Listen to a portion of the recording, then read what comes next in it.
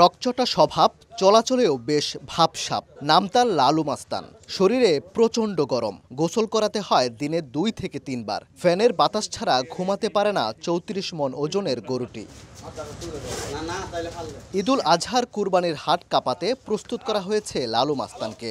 শখ থেকে নিজের বাড়িতেই 4 বছরের বেশি সময় ধরে এই ষাঁড়টিকে লালন পালন করছেন ময়মনসিংহের হালুয়াঘাট উপজেলার গাজীরভিটা ইউনিয়নের সূর্যপুর এলাকার তোফায়েল আলম।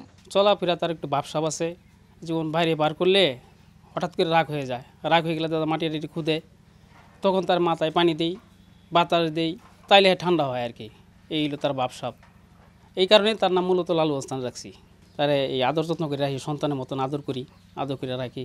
আমি যে কাছে বাইরে গেলেও দাদা বাইরে গেলেও তার কাছে আমি আসি, আর আমার না দেখলেও হ্যাঁ অনেক সময় ব্যায়ামায় আমার দেখলে খুব নিঃশ্বাস ছাড়ে, আদর যত্ন করে। আমিও তারা খুব ভালোবাসি আর কি, সন্তানের মতো। তোফায়েল ছাড়াও পরিবারের সদস্যরা পরম যত্নে লালন পালন করে বড় করেছেন গরুটিকে।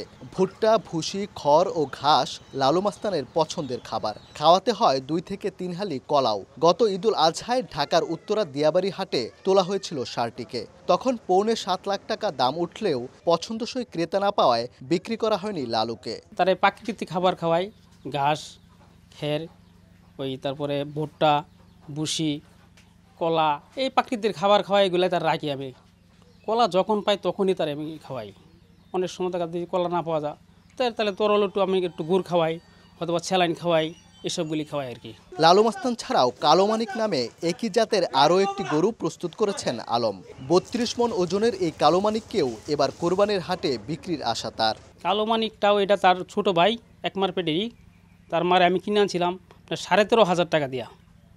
পরে তারা 2 ভাই হওয়ার পরে তার মা একটু অসুস্থ হয়েছে, এরপরে তার মারে বিক্রি করে দিয়েছি আমি। বিশাল দেহি এই লালু মাস্তান এবং কালো মানিককে দেখতে প্রতিদিনই তোফায়েল আলমের খামারে ভিড় করছেন বিভিন্ন এলাকার মানুষজন।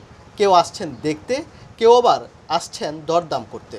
এরকম গরু আমাদের এলাকায় নাই, দেখার জন্য লোকজন আসে, আমরাও আসি, আমরা দেখি।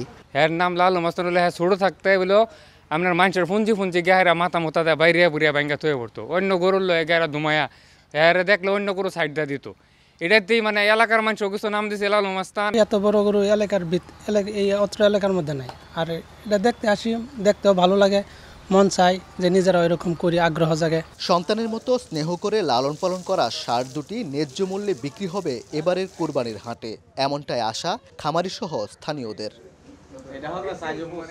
ওবায়দুল হক, সময় সংবাদ, ময়মনসিংহ।